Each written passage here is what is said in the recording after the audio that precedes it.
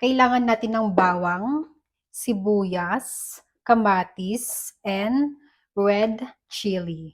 Sibuyas, bawang, sili, kamatis.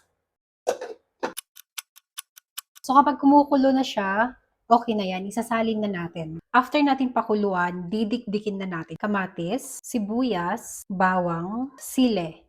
Pag mababa yung tolerance mo pala sa spicy, pwedeng isa or dalawang sili lang yung ilagay mo para hindi siya gaano maanghang. Kailangan din natin ng asin. Maglalagay din tayo ng fish sauce. Yung Indonesian version, nilalagyan niya ng MSG. So, yung mga previous videos ko, nilalagyan ko din ng MSG. I decided na hindi na maglalagay ng MSG tuwing gagawa ako ng sambal ko. Tapos, didikdikin na natin siya.